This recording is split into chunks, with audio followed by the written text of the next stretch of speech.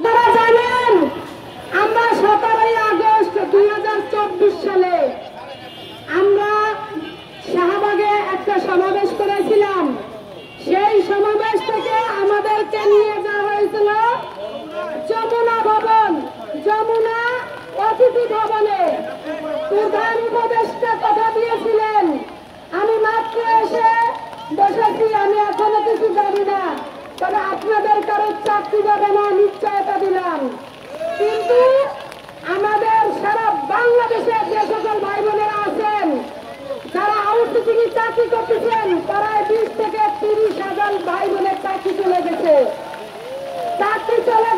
বারবার আমরা কলকারখানায় দরখাস্ত করার পরে বলে এই কাজ আমাদের না, সচিবালয় কাগজ দিলি বলে এই কাজ আমাদের না।